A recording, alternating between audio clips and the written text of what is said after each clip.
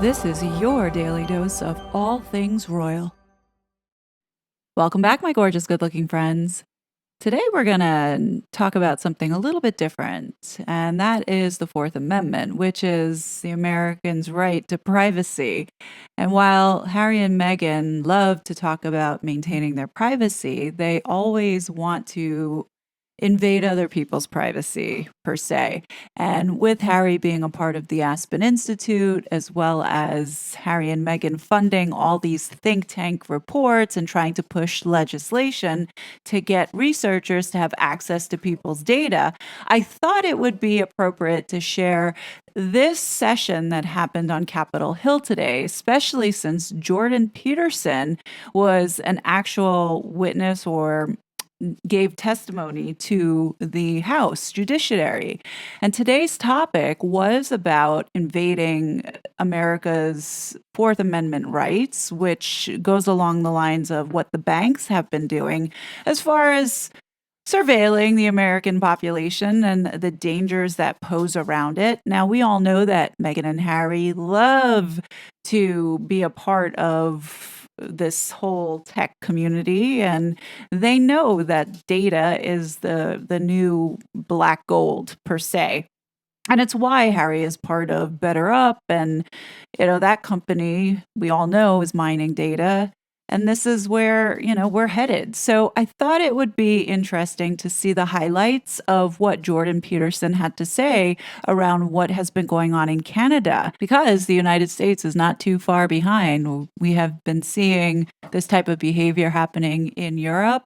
Canada is following suit, not only with the banking, but also with censorship. And I think it's important for Americans to not take for granted the freedoms that we have in our Constitution, because right now what is happening is influences like the Meghans and Harrys who are trying to undermine our democracy, or our constitutional republic, I shall say. I don't like the word democracy anymore because it's taken on such a Marxist socialist flavor, in essence, all because of people like Meghan and Harry, that I think it's important that we start to pay attention a little bit more and push back. Here is just some highlights of today's congressional hearing in which Jordon Peterson gave his witness statement or testimony to warn America, to say that this is what's coming down the pike.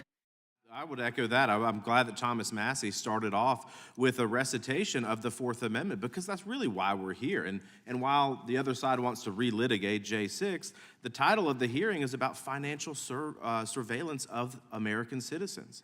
This is deeply troubling, that if you are a Catholic that cares about your child's education and you shop at Gander Mountain, that you are like prime suspect under some sort of weird rubric in a government surveillance operation. Today, we'll begin by swearing you in. Would you please rise and raise your right hand? Do you swear or affirm under penalty of perjury that the testimony you're about to give is true and correct to the best of your knowledge, information, and belief, so help you God? I'd like to start by expressing my appreciation for the privilege awarded to me to testify here today. It really is an honor to be asked to do so. I'm not here to talk about January 6th or about any particular threat, insurrection, or protest, political or ideological, real or imaginary. I'm here to talk about the already extant and expanding collusion of government and corporation in restricting the individual freedom and autonomy upon which the productive, generous, and stable psyche, economy, and state are themselves necessarily founded. I'll begin my comments, therefore, in the most general terms to shed light on the mounting problem. There are now 700 million CCTVs in China under the rule of the Communist Party. The system to which those electronic eyes are attached is the most complete state apparatus of surveillance yet imagined, with the ability not only to recognize faces at a distance, but gait itself when facial features are hidden or obscured. Such capability can and will soon be augmented to the point where the movement of eyes themselves, monitored by high-resolution and intelligent cameras, will soon be sufficient to identify any aware and active party. The demented, naive, and prideful engineers who so enthusiastically helped build this system call it Skynet, after the rogue and all-seeing technology that took such a dreadfully wrong turn in the famous science fiction movie Terminator series, featuring artificially intelligent robot intelligences hell-bent on protecting themselves by destroying humanity. The name also references a well-known Chinese phrase describing the reach of the divine itself. The net of heaven is vast, yet it misses nothing, which aptly describes the capabilities of the new state apparatus. The system is integrated with the so-called Chinese social credit system, which awards its involuntary participants with a score indicating their compliance with the dictates of the Chinese Communist Party, allowing for full control over access to everything they possess electronically. Most ominously, their savings and their access to travel.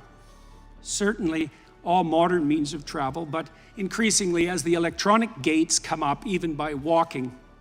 If you're Chinese or a visitor, your access to the world can be reduced to zero if your social credit score falls beyond an arbitrary minimum.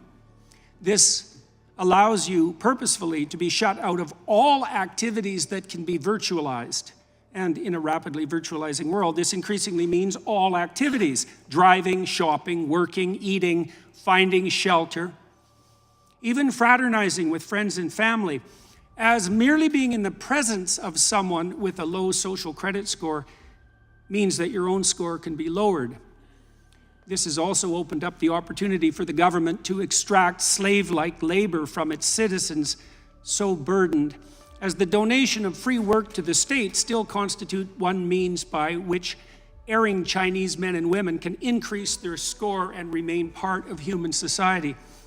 This is precisely the payment system most desired by the most tyrannical, not the work for me and benefit thereby that constitutes the contractual arrangement undertaken by free and sovereign citizens, but the work for me and I will lift the deprivation I imposed that has always been the leitmotif of the slaver.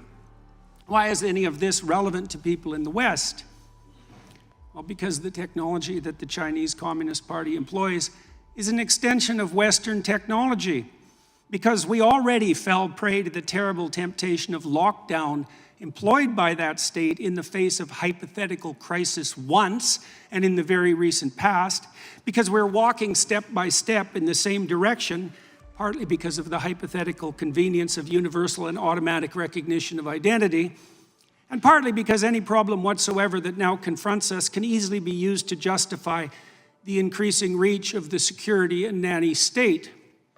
It is said that Stone Age people, first confronted with cameras and their resultant photographs by modern anthropologists, objected to having their images captured as they feared the captivity of their souls. It turns out that such fear was prescient. The images that we leave behind while navigating virtual space are such close duplicates of our actual selves that the capture of our essence is at this point all but guaranteed. We all now have our doppelgangers. We all live so much in the virtual world in consequence of our purchasing habits and modes of electronically mediated communication that our very selves have become reducible to a frightening degree to data, the modern equivalent of our footprint, with the same data making up an image of our identity, an identity which can be and is increasingly bought and sold by the invisible corporate brokers that still mostly use it to sell us what we so desperately and carelessly and conveniently want, but that can also be used to track, monitor, and punish everything we do and say. Behavioral scientists facilitate this process with their reprehensible nudging, the practice of pushing people in a given ideologically determined direction by manipulating invisible incentives behind the scene. Corporations track purchasing decisions, developing algorithms that with increasing accuracy track our patterns of attention and action, allowing for the prediction of what might next be most enticing, doing so not only to offer us what we want, but to determine and shape what we need. Governments can and are colluding with these corporate agents to develop a picture not only of our actions, but of our thoughts and words, so that deviation from the desired end can be mapped, rewarded, and punished. The development of a digital identity and currency is nothing more than the likely end consequence of such inclinations, and the combination of both can and will facilitate the development of a surveillance state, the scope of which optimistic pessimists of totalitarianism such as George Orwell could scarcely imagine. The new AI systems, which are so rapidly emerging, do nothing but increase this danger, providing for the possibility of a super surveillance whose scope exceeds anything that mere unaugmented humans could imagine, while also making it certain that even the perceptions that in the real world shape our attitudes, conduct, and personality can be manipulated to the degree that we will not even be able to see a reality outside which that has been constructed by the superstate. The ultimate fascist collusion between gigantic self-interested corporations and paranoid security-obsessed anti-human governments.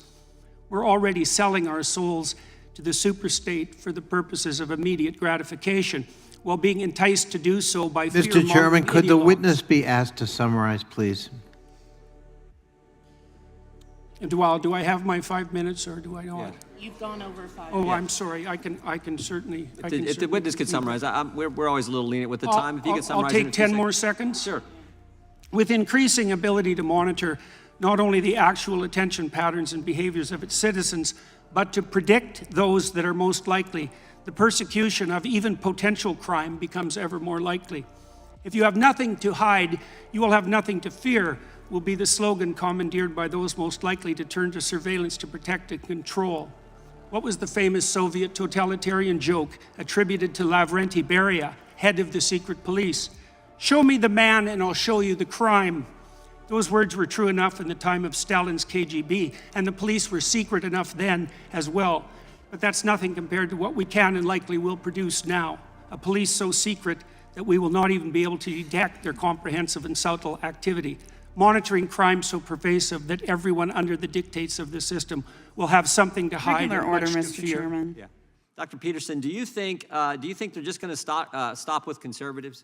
I mean, my history tells us that the cancel culture mob, the surveillance state, whatever you want to call it, it doesn't just, they never are satisfied with just certain people. It always expands. And I'll give you an example. A few years ago, Senator Feinstein, iconic Democrat senator from the great state of California, the folks in San Francisco renamed the Dianne Feinstein Elementary School. They took her name off the school because they found that she said something like 40 years ago that the cancel culture mob didn't like. So even a liberal Democrat senator wasn't good enough for the mob. They came after her too. And this is the thing that scares me.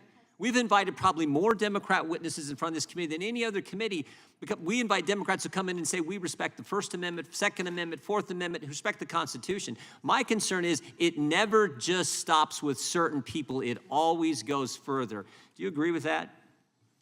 Well, the reason I prefaced my remarks with an insistence on nonpartisanship is because the danger posed by this increasing ability of governments and large corporations to collude threatens everyone's freedom equally. And it could well be that at the moment, and this is, I think, the case the Republicans here are trying to make, is that the people who are in the sights of that collusion tend to have more conservative leanings, but that will shift in a moment whenever the political tides shift. And we're concentrating in this hearing a fair bit on the specific events of January 6th, a very partisan issue that produces a very intense partisan divide, but we're not addressing the fundamental issue here directly, which is that our new technology enables a mode of surveillance that's so intense and all-pervading that no one will escape its purview regardless of their political views. They can figure out where you work. They can figure out potentially things like your sexual orientation. They can figure out, or at least have a high degree of accuracy in guessing what your interests are. They can figure out, or have a high degree of guessing what your religion is, what political beliefs you support, and they can potentially figure out, or at least have a better than average chance of knowing whether or not you own a firearm. They can also potentially know if you've had an abortion. And it's worth noting that after the Dobbs decision, there was a lot of concern raised about the sensitivity of medical information that would be available under the Bank Secrecy Act in a state that prohibits or severely restricts abortion. And so I just really want to drive home the point that this is not a left or right thing or an R or D thing. This is a situation where everyone has sensitive information that is potentially accessible with basically no due process. Dr. Peterson, why are you such a Luddite? Why don't you embrace artificial intelligence and facial recognition and massive computer surveillance and cameras on every street corner so that we could all be safer? Well, because there's tremendous danger and too much security. If the emerging collusion between government and corporation, gigantic corporation, continues in the manner that it is continuing, there won't be anything that you do that can't be used against you and will be used against you in very short order. And the concerns that are expressed here about the local consequences of that, let's say with regards to January 6th, seem to me to fail to take into account the much broader threat that lurks underneath that everyone should be attending to. We're in danger of eliminating the private sphere entirely. That's already happening in places around the world, particularly in China, which is why I made reference to that. That technology is at hand. And it appears as though both giant governments and giant corporations are utilizing it in every way that they can manage. And it's often motivated by the claim that that's forestalling an immediate proximal threat, right?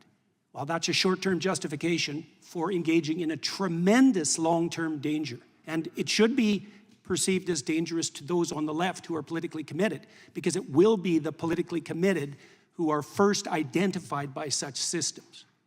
Is it true that you have a PhD? Yes. Well, then why did Canada decide that you needed more education? Can you tell us about that? Well, one reason, the entire transcript of an interview that I did with Joe Rogan was submitted as evidence with regards to the unacceptability of my views. What I was doing primarily in that interview that was criticized was questioning the validity of the economic models of economic collapse that were stacked upon the unstable models detailing out climate change 100 years into the future. That was deemed in Canada sufficient to proceed with complaints against me with regards to my professional competence to serve as a licensed psychologist. That was only one of many anonymous complaints that were fostered directly in relation to my political views. Well, I thank you for showing up today. I think they may use your testimony as evidence that your re-education has not been successful. I yield back to the chairman. You know, we're here to talk about apparently a range of things that don't involve the topic of the hearing, and I think that's disappointing. Freedom surrendered is rarely reclaimed, and we have an opportunity to do that.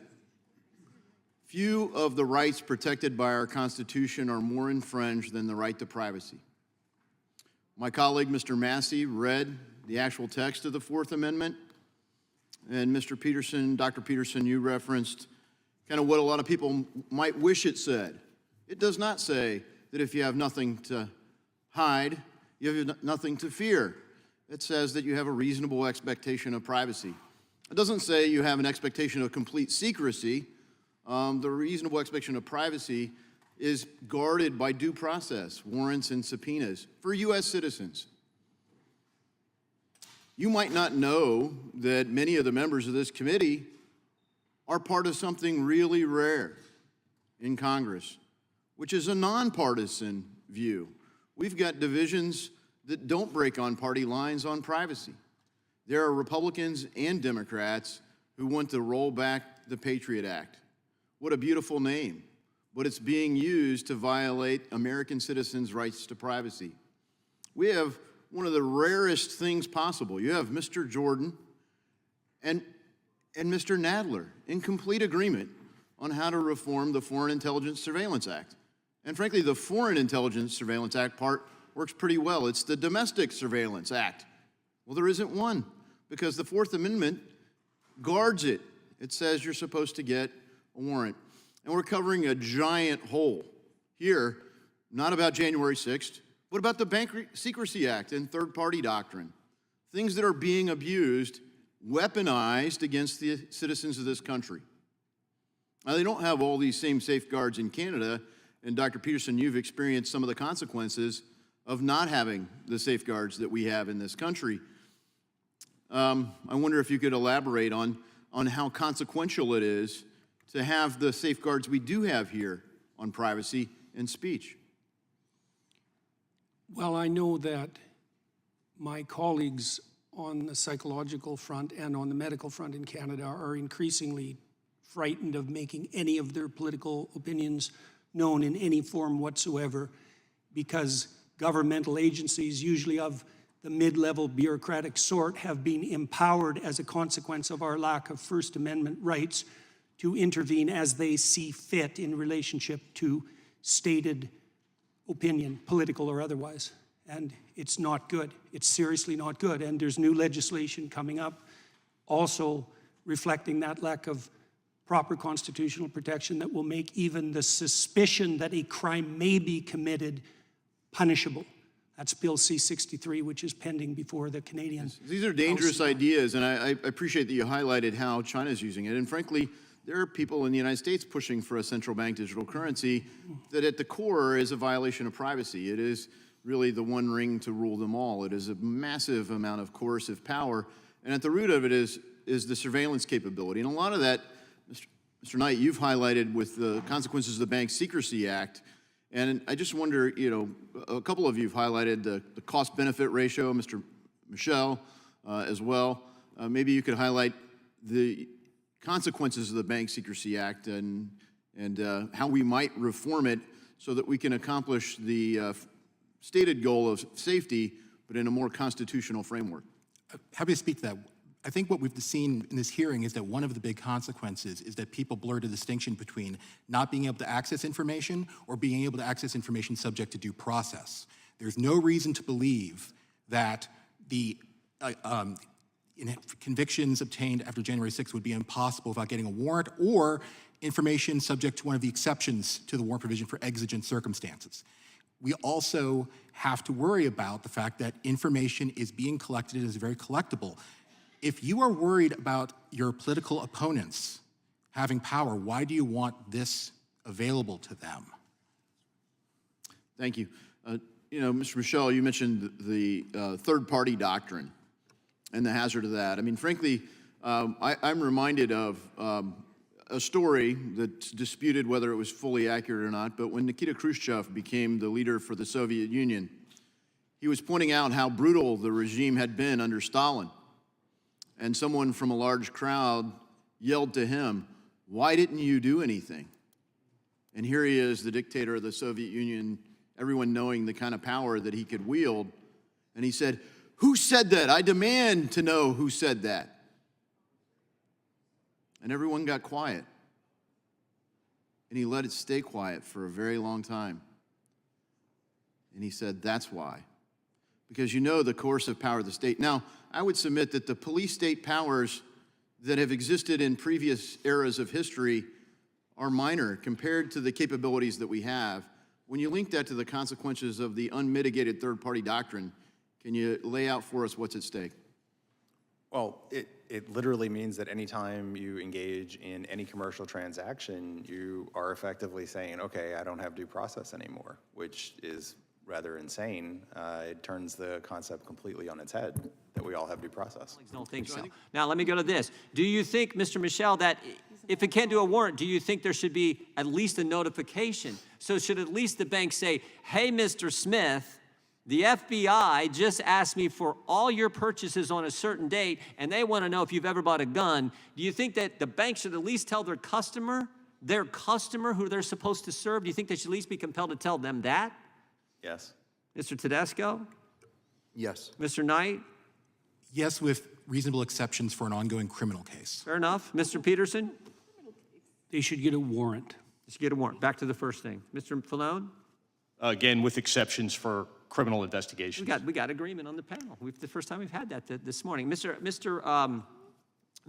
Peterson, I want you to talk about the debanking issue we saw so much of, and how that was, particularly I guess with the truckers, and how that's, because I see it coming. I see it coming here, and it frightens me. I want you to talk about what took place in Canada and if it in any way impacted you.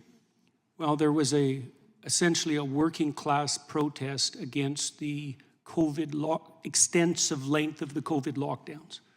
And one consequence of that was that Canadians who participated, even by donating to the protest and even by donating small amounts to the protest, had their bank accounts seized in consequence of a collusion between the banks and the government that was extrajudicial, that was recently deemed unconstitutional, despite the fact that we don't have strong First Amendment claims. So this happened. The government is currently maneuvering in Canada to make the possibility of such collusion a certainty across multiple actual and potential domains of so-called harm, particularly in relationship to government-defined hate. Yes, this is absolutely coming, and it's facilitated by the kinds of advancements in technology that we talked about today. Yeah, we know it's coming because we've seen what do they call it? The liaison information report from the FBI to the bank saying possibly include firearm legislation, the easing of immigration status, new limits on public land, and discontent with renewed measures to mitigate the spread of COVID-19. So the very issue that these truckers were debanked in Canada is the very thing the government is saying to banks, we need to look at this as well. That single issue. That is, again, what frightens me so much. And frankly, when you're getting this information, if you're going to get it, why you should be compelled to get the warrant before you go get it. I thought it was very telling that Mr. Knight said that, yes, going after bank records would be inappropriate, except in a criminal investigation. Ooh, criminal investigation. That's what the FBI was doing, was involved in a criminal investigation. With the warrant, he's for it. No, not with a warrant. It's not necessary to have a warrant. Go back to criminal procedure. You don't always need a warrant when you have voluntary authorization. And everyone who opens a bank account is told when they open their bank account that the information may be disclosed to law enforcement.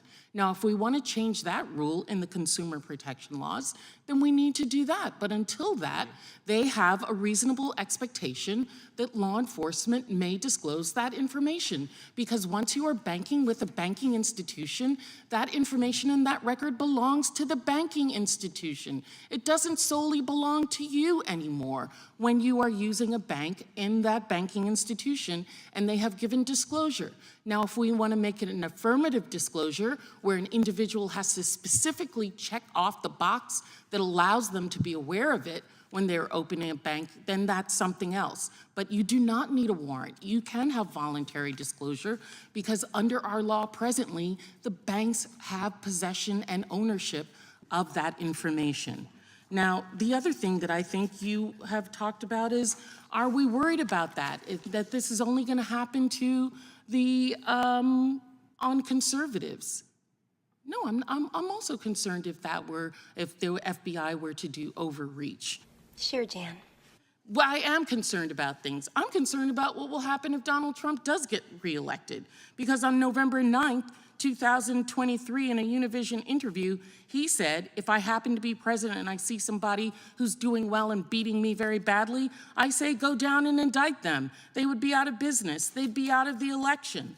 On November 11th, in 2023 at a Veterans Day rally. I can't believe he was at a Veterans Day rally after what he says about those of our men and women in uniform. He said, we pledge to you that we will root out the communists, Marxists, fascists, and radical left thugs that live like vermin within the confines of our country, that lie and steal and cheat on elections. He seems to be a threat to the first, the fourth, a whole bunch of amendments, but you're not going to try and have a hearing on him in this weaponization of the federal government, which we know that Donald Trump is going to use for his own dictatorial, narcissistic, failing in business, failing in presidency, failing in life self. I am rubber and you are glue, and your mama is a hoe. Let's say that there's a riot and an attack on our democracy on a particular day. we'll just call it January 6th for the purpose of this hypothetical. Let's say that the FBI has information that an individual was near the site of the riot that day. And let's say that the FBI had evidence that that individual purchased a firearm in the past 6 months. And let's say that the FBI had evidence that that same person planned to return 2 weeks later to interfere with another democratic process involving the President of the United States. Is it actually your testimony here today to say that it is a violation of the Fourth Amendment for the FBI to seek bank records for that individual? May I ask a clarifying question? Sure. So, at least based upon the public information I have available, they did not know on an individualized basis that people were planning to return to cause violence. And I think that's a distinction that's worth noting. That's fine. I agree with you. That's not in the hypothetical. They just knew they were going to return. I believe you said something along the lines of evidence that they were coming back to interfere. You're right. Let's just say that. Do you still, do you think the Fourth Amendment prohibits the FBI from getting bank records for that individual if they don't know that they are going to commit violence? I think that's an easy warrant to get. A warrant? Yeah, I think that would be an easy warrant to get from a judge. So you're now saying that you need to get a warrant for bank records? I am saying you should have to get a warrant for bank records. The status quo is you do not.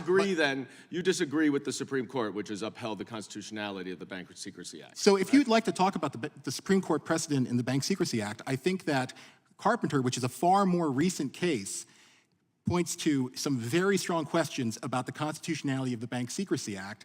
I've written something about it. I'm happy to send to your office. I understand. And by the way, I agree. I mean, but Carpenter also demonstrates that the Supreme Court is evolving and is evolving on the Fourth Amendment, and there's no question, and I will tell you as a former prosecutor, if I had that predication, I would fire off a subpoena to that bank every single day, 10 out of 10 times. Well, respectfully, sir, it doesn't seem like they even use subpoenas here. I have to move on. I have to move on because I think it's absolutely absurd that we are sitting here trying to make an argument that somehow the Fourth Amendment is being violated when there is specific, reasonable suspicion about every individual whose bank records were obtained because they bought a gun, they were at the insurrection, and they were going to come back.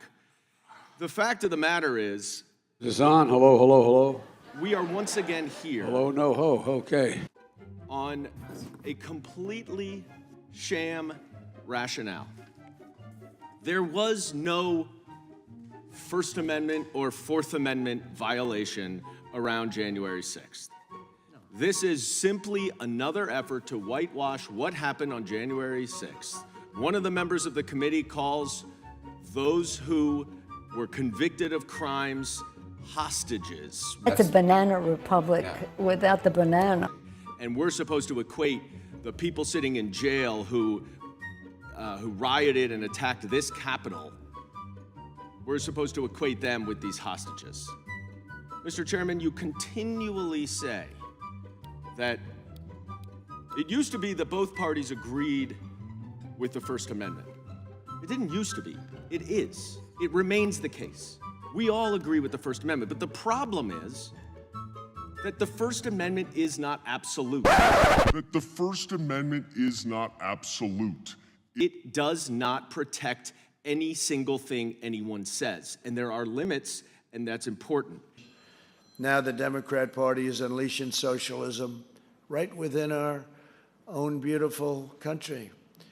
And what this committee has been trying to do for the last year and a half is to chill the federal government from monitoring what is going on social media and otherwise out there, so that misinformation and disinformation can run rampant on Elon Musk's social platform and every other social platform, so that the Republicans, can benefit from it in November's election.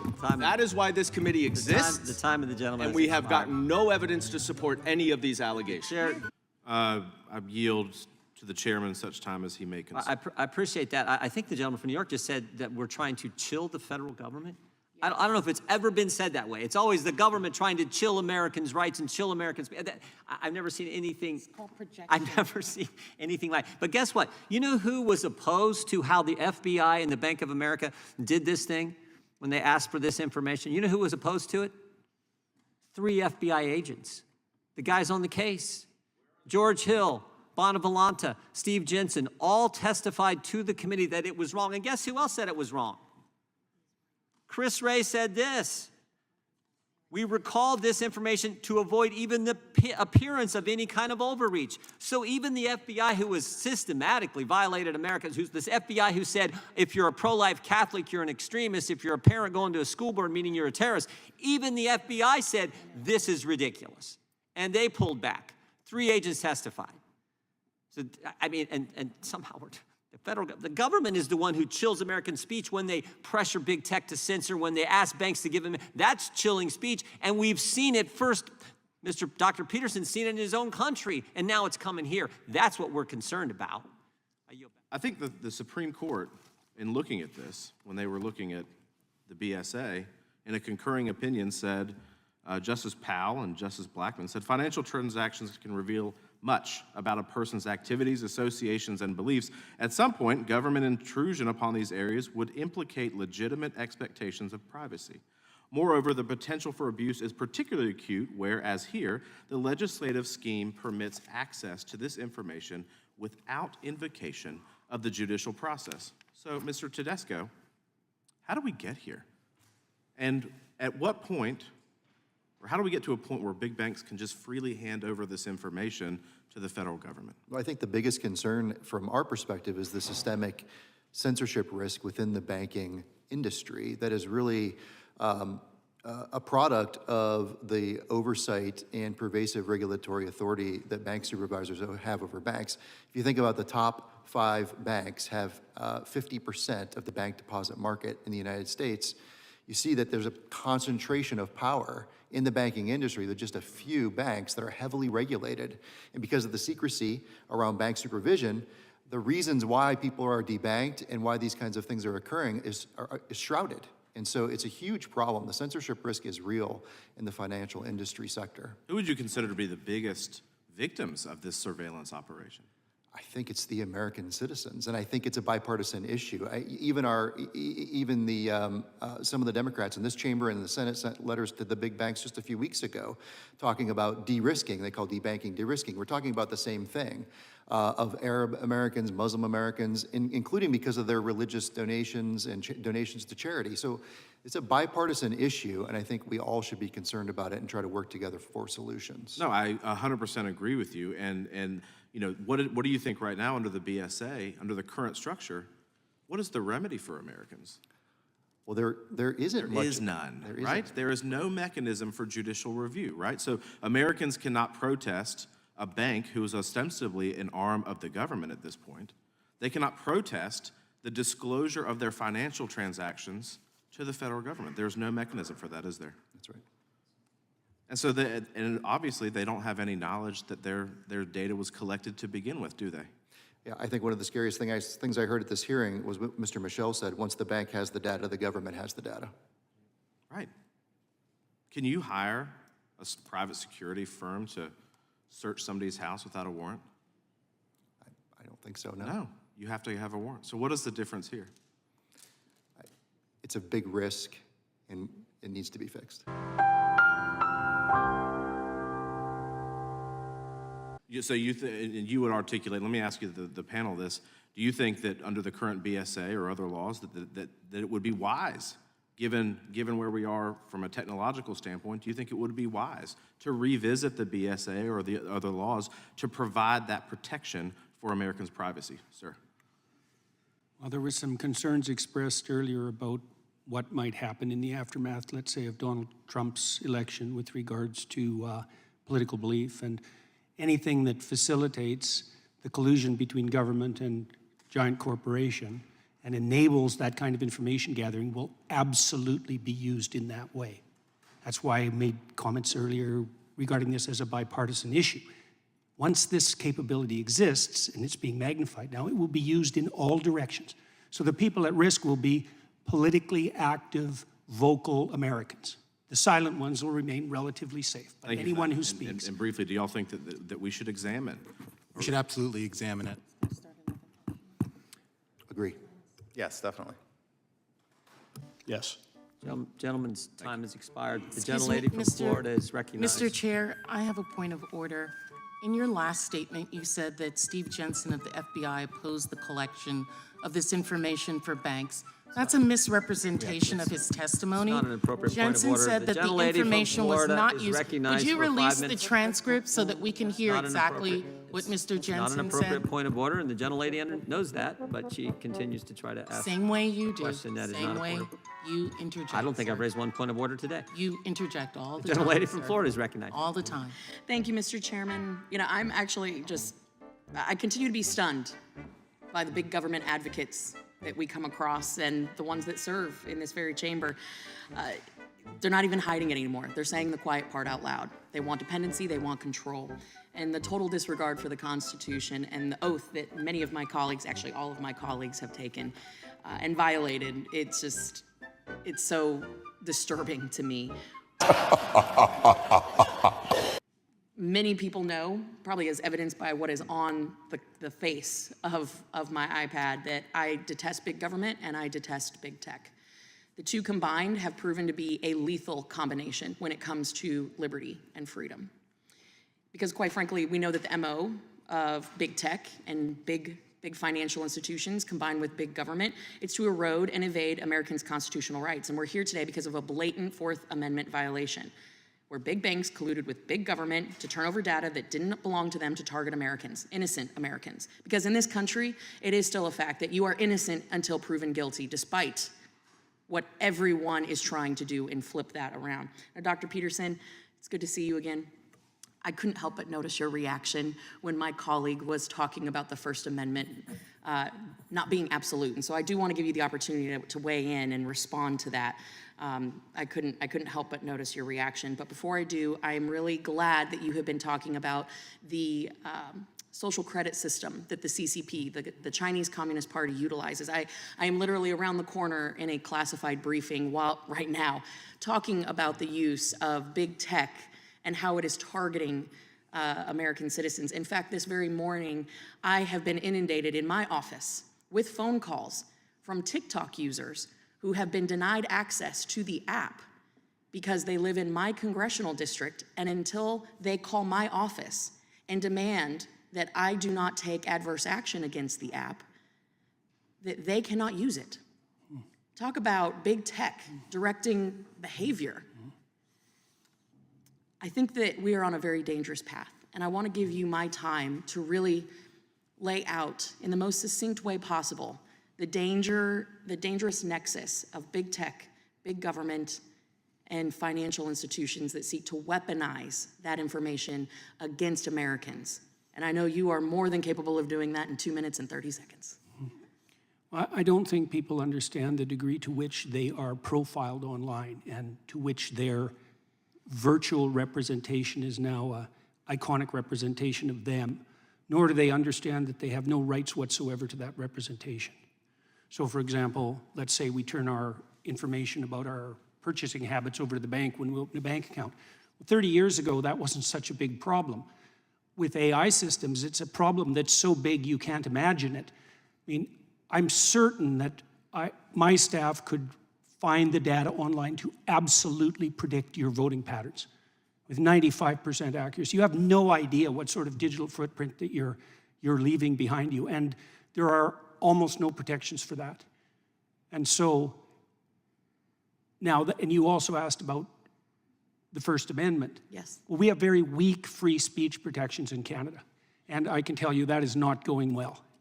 And so the combination in my country, the combination of that and the invasive technology that we're producing at a rate that beggars the imagination, produces a threat to the integrity of sovereign citizenship, the likes of which has not yet been experienced, right? And that's what this committee should be concentrating on. Like, it's very interesting to watch it because it devolves continually into discussion of a particular event, serious though that event was. It's like, no matter how serious that event was, it pales in comparison to the potential severity of the issue that we're attempting to point to with regards to our testimony. These artificially intelligent systems can do things you can't imagine. And not only can they are and they will. And that will be abetted by the collusion between large corporations and government.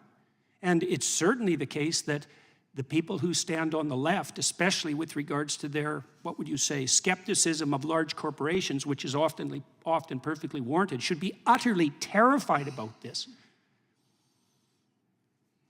Man, you did that in less time than I thought. Well, I had to get it right once today. No, I appreciate that. And I think you have seen it front and center. Certainly, we all watched in horror as the truckers' bank accounts were seized, were shut down, who protested the mandates. And people think that that's such a faraway concept, but we have seen that here with people who have been given ultimatums of jab or job, and we've seen ways that they've been targeted and positioned in ways that are just un-American, unconstitutional. So thank you all to our witnesses for being here today. I appreciate you guys in the fight against weaponization, and we're seeing it more and more every day. Mr. Chairman, with that, I yield. Such a fraud.